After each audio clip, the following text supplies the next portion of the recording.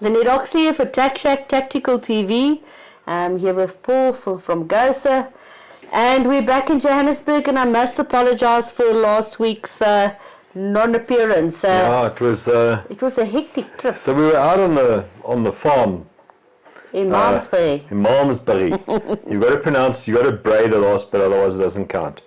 Oddly enough, right next door to where Minister Tsele was holding his press conference with the alleged arms cache, which turns out not to have been that at all. But we'll get to that later in any case.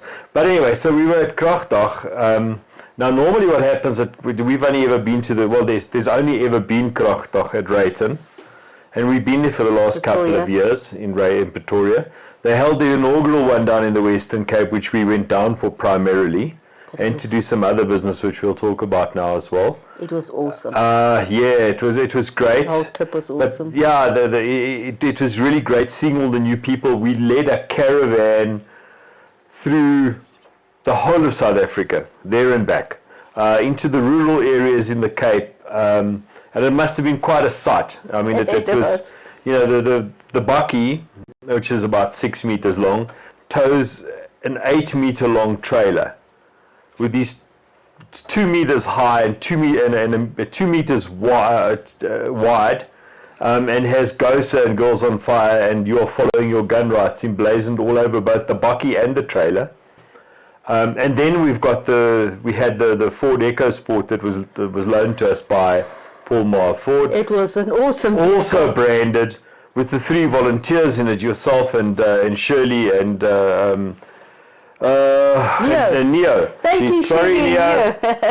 So thank you very much, following us down there all the way, so it created quite an impression. We had a lot of roadside stops. Yep. We had a lot of people talking to us because of it, engaging with us.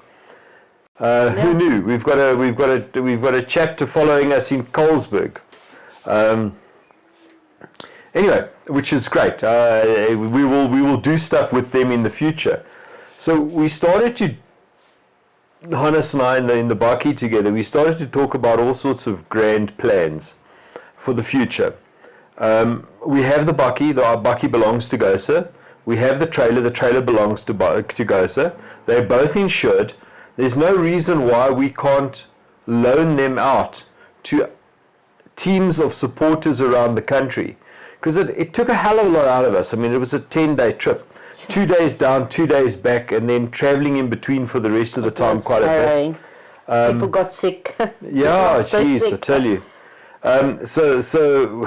We lost wheels, we lost tires, we have a crack in the chassis of the trailer from going over all the farm roads, but which we'll fix, and it'll all be good, and everything got back here in good order.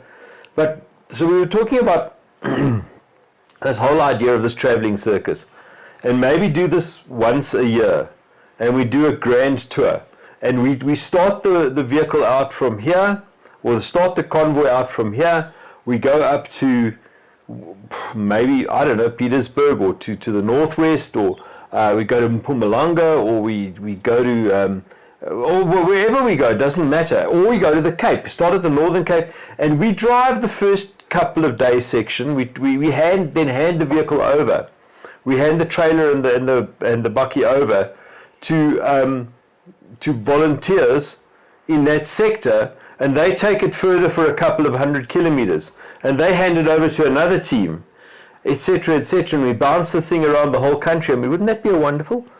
Wouldn't it be amazing? Logistically, it's going to be a nightmare. It is, but you know, the biggest problem is our human resource. We just can't split ourselves into any smaller pieces. For me, it was 10 days out of business, which really influenced my earning capabilities. Yes. Shirley and Neo basically took 10 days off. So they took 10 days leave. That was absolutely the three of awesome. you took 10 days leave, basically, from your own income generating businesses.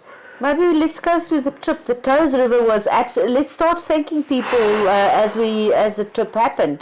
We started in Garib. So we overnighted in Garib at a lovely place, Raptor Ridge. Which gave us a huge discount. They gave us a big discount. So we stayed there on the first Sunday night and on the last Sunday night.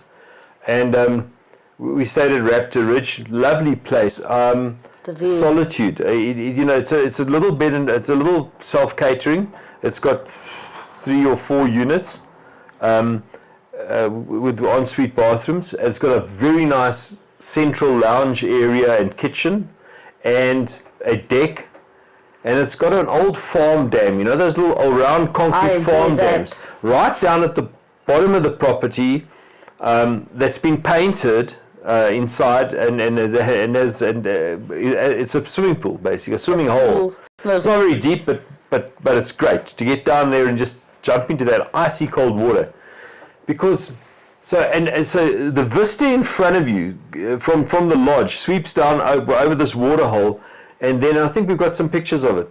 Honest, have we got those pictures? Not on, no. Okay, sorry. Pictures all over Facebook. But they're all over Facebook. Yeah. From there, it sweeps down onto the dam itself. The dam is so full, it's sick. And everywhere we apparently, it's on 129%, which means that all the sluices are open, but the water is running into the dam faster than what the Gariep Dam, sorry guys, the largest dam in the country. I think it's 56 square kilometers or something like that. Anyway, the water's running in faster than what it can go over the dam wall. And we saw the Orange River in flood as we came over it. We saw the Vaal River in flood. We saw the Sand River in flood. It's amazing, y'all. The Sand River with the Sand River Convention, blah, blah, blah. The damn thing was in flood. It wasn't sand, it was mud. Well, it was muddy water, sandy water, I suppose. But yeah, it's bizarre the amount of water. The whole of the Free State, everywhere we travelled, there was just water everywhere. So the next all right, Toes River, let's thank the people that helped us there. Yeah. Then we zapped down to Toes River. We stayed 2 nights there. And we stayed 2 nights. 2 nights. Yeah, we stayed 2 nights in Toes River. Cyril Durman very kindly, the owner of City Guns and of Agila Game Reserve, very kindly made the guest house on his own farm available for us at no charge, and we ate meals, breakfast and dinner at Agila. So thank you very much for that. So that was absolutely brilliant. It saved us a heap of money. And if you're in the area, go have a look at the elephants. Yes. Yeah, if you're in the area, really, it's got to be recommended. The breakfast was absolutely awesome. Was stunning. Wow. And from there we stayed there, and then we used that as a base to go back through Toes River town and go down to Jonathan Deal's farm. For 0 Points Down Academy. The 0 Points Down Academy operates from there. Where we held a Girls on Fire shoot. Sure, I met some flippin' awesome ladies. Some awesome ladies. Yo, that was absolutely awesome. Shout out to Tracy Wildchild van Yes. Nice meeting all of them. Yeah. Lovely time down there, and we came away from there with a win in the bag already. Early win. Yeah, and they're going to put on Girls on Fire events and Gun Buddies events down there on our behalf. Yeah. We're franchising it out to them.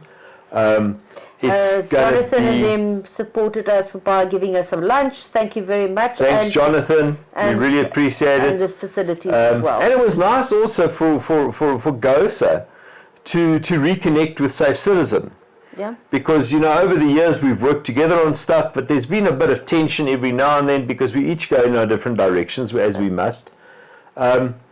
But at the end of the day, we're all on the same side. And that was a great opportunity to re-establish those bonds and to weld them very much stronger than they were before. And I think Jonathan said that as he came over the hill, he saw the GOSA trailer. We said to him, so on his farm, you have to travel on his farm, I don't know, probably only a kilometre or 2 before you get to the it's an hour drive through on dirt road to get there. But it's a little road, and it goes through dongas, and we said to him we're bringing the GOSA trailer, and he thought, yeah, small trailer, maybe a small trailer, we'll never make it. He came over the bridge from his house, driving down once we'd set up on the morning of the 15th, it was 14th, it was Tuesday. It was Valentine's Day. Valentine's Day, yay. Anyway, as he came over the rise, he thought there were squatters on the farm because there was this settlement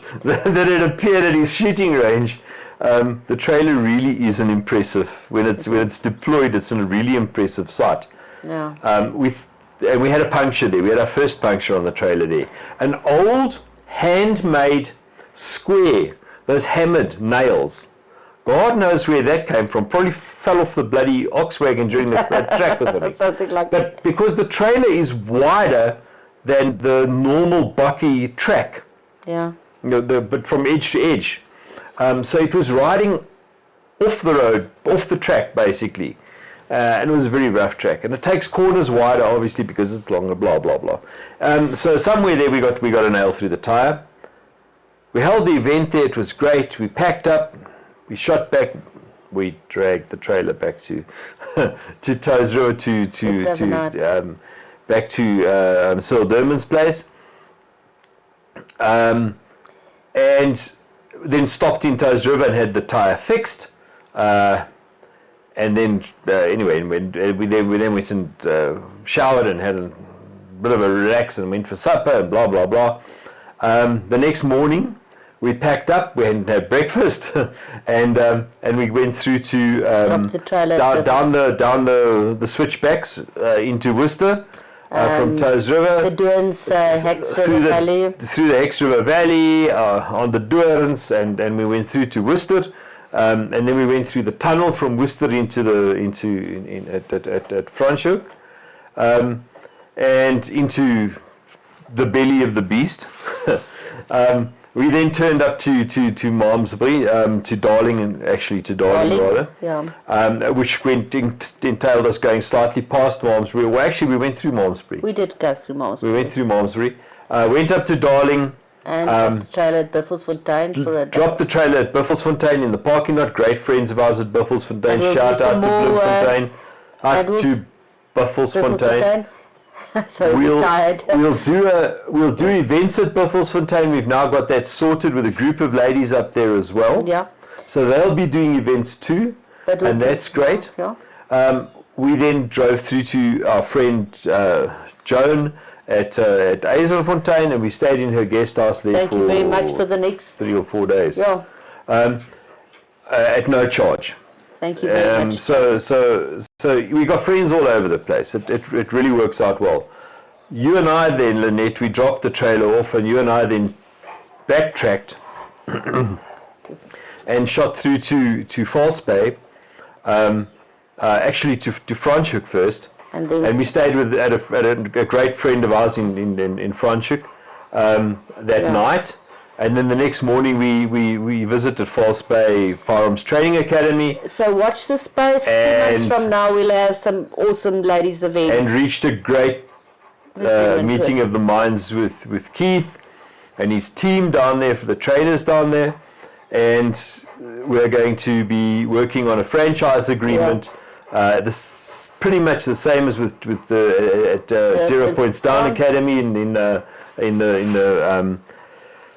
I'm going to say Betulia again. It's not Betulia. It's Toes River, Robertson area. Montague. We're going to be doing the same sort of thing at False Bay. So there'll be ladies events at False Bay, and the first one is scheduled, or it's inked in in about April. Yeah, April, April. So I just need to hear you guys push me. so what happens is in April, because we've got stuff down there already, we've got 2 gazebos sitting down there that we didn't bring back with us, which we should have. But in actual fact, it works out better. So those gazebos then will go to, we can take they'll go to False Bay, and they'll then then you and probably Charmaine or one of the other little volunteers can fly down, present do an overview of the presentation of the course to the trainers down there, and let them train. Let them train a group of ladies down there, and from there we'll start getting ladies who can be used to train other ladies. We'll start training the trainer once we've done that course. It'll be fantastic. So that's on the cards already. Then we did Kragdag. Sure, that was the interactions were absolutely amazing. The It was dogs were weird. amazing. It was weird, yeah. So it's on this farm outside Malmesbury, and it's very nice, very near there, but not the organisation that we know from Rayton. It's just different. It's has to be different. You know, and it was the first time, so we had no qualms about it. We thought, well, we're in for a penny, in for a pound. We want to get onto the circuit with these guys because they've been good to us, and because we think it's a good thing. It's a great way for GOSA to reach out to a traditional hunting community. Well, communities, a farming community. Farming, but yeah, so traditionally those guys would be more inclined towards the hunting side of things. And we want to get there because we want to talk to the ladies, and we want to talk about gun buddies programs with the kids and stuff like that.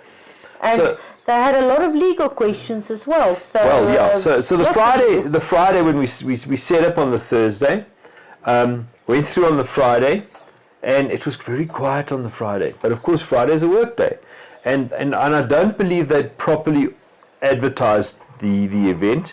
When we went through there on the Thursday and on the Friday, there weren't even any signs out yet on the road saying "Krachtok this way" or whatever, which was quite weird. People in town in Malmesbury didn't even know about it. So at the coffee place that we stopped for breakfast. Yes, yeah. So anyway, you know, there's lessons to learn, and we'll be speaking with the organisers of Krachtok about this. That Saturday was fantastic. But Saturday, sure. Saturday morning, bloody, it pumped, hey? Oh no, we were like, everybody was talking to somebody. It was really a and we'll great show. post the photos now if you haven't seen them on the Facebook already. Our stand was awesome. pretty massive. Both of the vehicles, which were branded to the T, were on the stand. There's that's the stand from The second day. the second day stand from a distance. Yeah. We The changed- first day I've already gone past when you spoke about it. Yes. Yeah. Okay. Sorry, guys. Okay. Yeah. Try bear with me. I can't see what's on that on what you guys are seeing. Any case, it made a big impression. We had a lot of people. I mean, then it's a variety of The people. weirdest thing was in the morning. You said to me, "Gosh, some of these people are very negative." There was a couple of and there was a couple of people that were like, anti-gun. "No, we don't like guns." Why don't you like guns? No, guns are dangerous. So it was. Anyway, but we spoke to from the there, people, and and from there on, it yeah. just caught fire. And there was myself, you, Shirley, Leo, Laura, and Laura, our old friends Laura and Chris came through, and it just pumped. It pumped until about 2 o'clock in the afternoon. then it was done. And then it was done. But it was absolutely worth it. It was done. It was like, okay, everyone's gone home now. So by about 3 or 4 o'clock we started packing up, which was great because we left the trailer there on the Saturday afternoon. Packed it up totally. We went back to Eiserfontein. You were sick as a dog, so Yeah, we had I was not doing too well. And I slept. And then we were back Sparrows on Sunday morning to hook the trailer up. And it took us through series, which was lovely. It was an hour. Google Maps did something strange on 3 occasions. But it saved us an hour of that day. But on 3 occasions it did something strange. When you and I were going to Franschhoek. Yeah, took us up the small mountain pass. You know, we were riding onto a dropped pin. Yeah. It took us up a bloody mountain pass, and then it wanted to turn. No, the previous day the 2 days previously when we'd gone into Toes River, instead of turning into Searle's farm, it took us about another 5 k's further, and then tried to turn us into another farm road to do a U-turn to come back. Oh, we had to physically take the trailer out, physically turn the trailer around, and then and the same thing happened at Franschhoek. It took us past the place, up a bloody mountain pass, to a viewing site so we could turn around and come back. It was bizarre. And then when we were coming back, but it was the better route. It didn't take us back to the N1. It took us onto Farm Road. Oh, well, anyway, we skirted. We came directly across from Malmesbury to Ceres, and from Ceres out to Agila Game Reserve in Touws River. So it actually cut out a lot of hassle for us on the way back, which was quite nice. Yes, and then we blew a tire just outside Ceres on one of the mountain passes. After Ceres, before Agila. After Ceres, anyway. Okay, before Agila. But completely ruined the tire. No, it wasn't. So there's something happened, and we're not quite sure what. We suspect that at some stage when we braked heavily for something, the run-on brakes in the trailer might have caused that tire to seize and drag for a bit and create a bit of a soft patch on the tire, and it burst from there. But anyway, we'll sort that out. We've got a couple of technical things on the trailer which we've now learnt about, because I mean, for God's sake, the damn thing did 4,000 kilometers in a week, just over a week. So it's been through the ringer now. Really, it has on those those farm roads. Wow. Anyway. Okay, so that was the trip. Thank you very much for everybody that contributed. Everybody that contributed, please. And everybody that worked. I think Hannes, you, myself, and Shirley. It was harrowing. People say to us, "Oh, it looks so nice." Yes, I think Neo and them got some time to put their toes into the water, but that was about I think the Sunday driving back from back to Gariep this last Sunday from Malmesbury was slightly over a 10-hour drive. Yeah. When you're driving with an 8-meter trailer behind you, everything becomes a little bit more stressful, more difficult. So we're all quite tired. We're all quite pushed. But yeah, it's all good. It was worth it. So thank you very much for everybody that contributed. And because we had so many generous sponsors for the trip, we managed to get it done with very little money. Yeah. We're not cheap, but we're cheap. Exactly. Okay, what else did you want to talk about? Wow. Okay. I think you've got some things that you need to talk about with Girls on Fire. There's some awesome stuff happening. Let's just watch the space. There's lots of stuff happening. I'm just trying to get through everything. Charmaine has been driving me. So, but there's also some exciting stuff with Gun Buddies. I also just don't want to say anything about it until everything is in place, which should be within the next month or so. You'd rather put the chicken in the pot before we start cooking it. Exactly. Okay. But there's some awesome stuff happening for Girls on Fire. Speaking of chickens in pots, so after the Second World War, or after the Great Depression in the United States, and after the Second World War, there were some famous political sayings. A Chevy in every garage, a chicken in every pot. We've got our own version of that. And that is? Our brain surgeon in charge of the province in Gauteng wants to put a panic button in every home. To call who? Yeah, to call who? Aliens, because it's not going to be the police. But I'll tell you something. Unless we got that thing like it is it's I'm sorry, that was really funny. I don't know who she wants to call, but it's definitely not going to be the police. And if the power works. Yeah, the Ghostbusters. No, it's who the hell knows? I mean, it's just one tragic comedy after another. No, that is. I'm sorry, guys. Watching this Muppet flap around and promise people stuff. It's just bizarre. And this is the same brain surgeon that wants to put trackers in all the firearms. The tracker that he's talking about fits on the Picatinny rail. It's about the size of a weapons line. If your gun has got a Picatinny rail. If your gun has got a Picatinny rail. Maybe somebody hasn't told him that most guns don't have.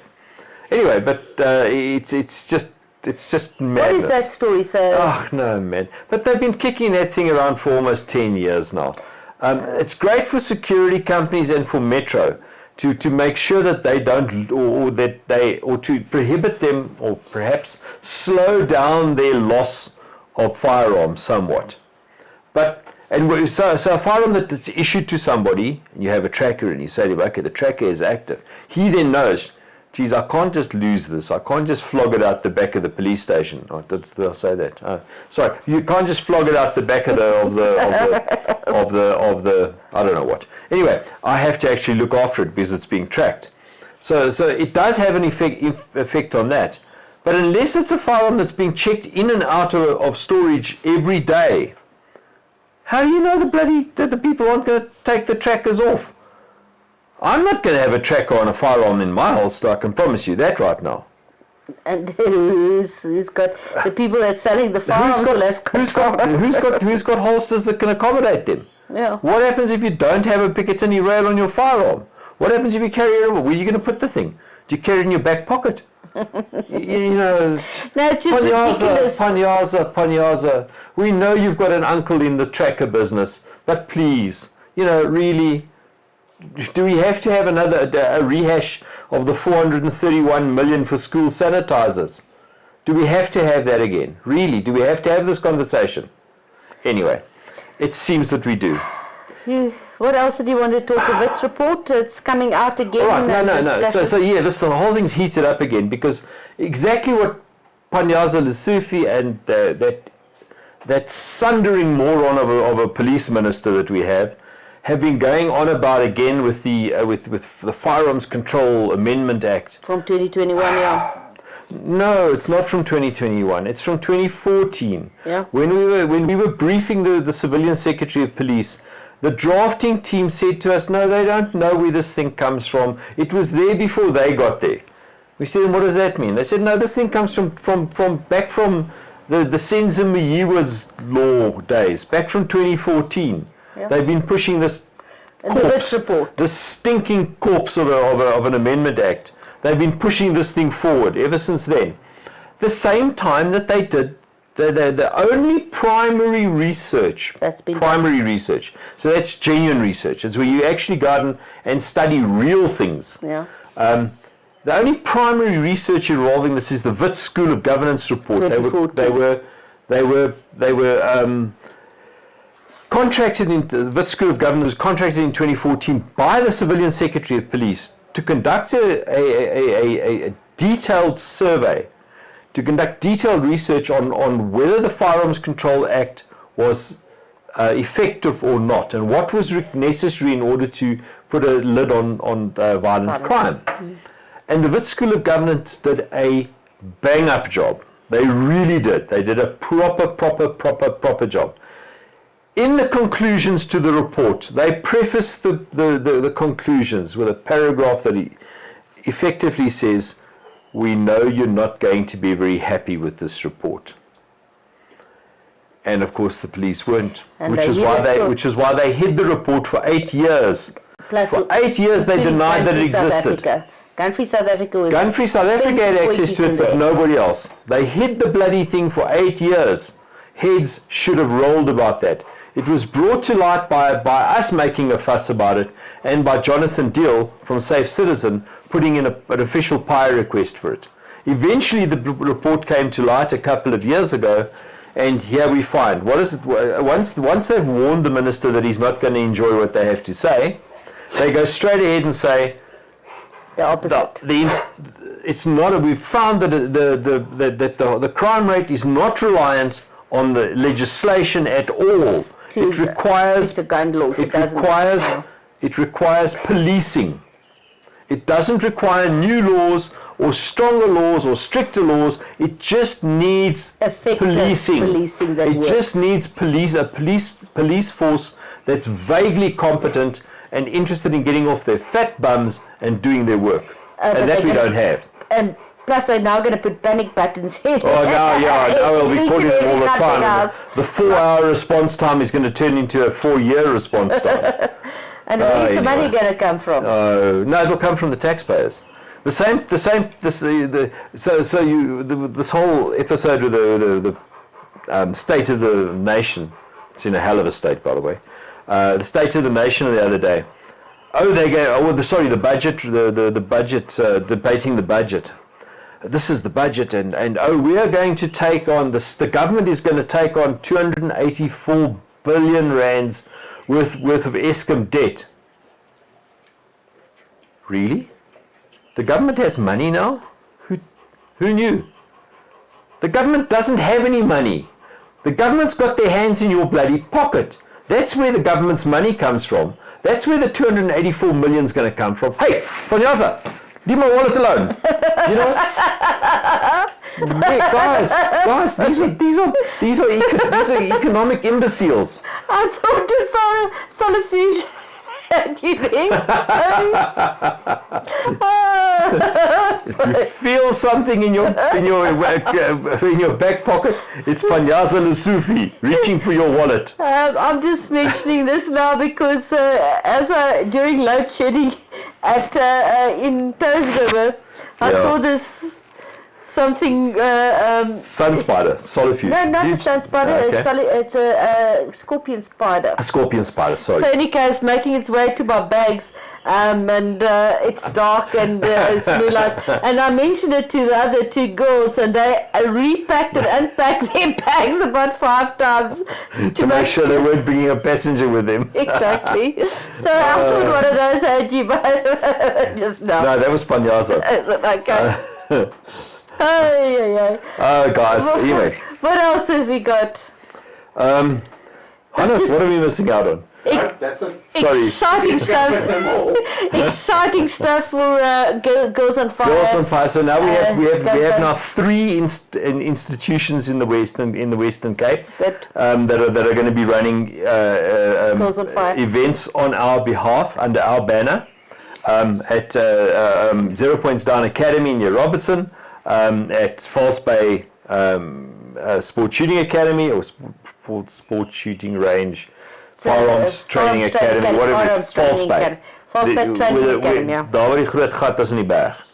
And Buffelsfontein. On the Buffelsfontein, they've actually upgraded the Buffelsfontein range, which is very nice. They put shelters on the range and stuff like it. They've got a very nice area at the restaurant for lunches and for meals, and for this training session, the theoretical training sessions. Yeah. So we're going to get that whole thing organized. GOSA's got a lot of stuff.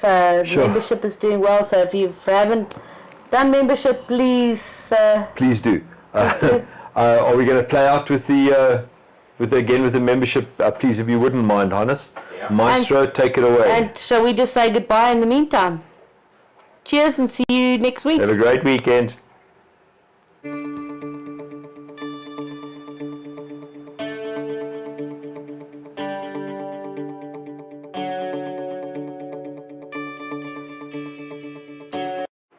Lynette Oxley here for Tac Shack Tactical TV.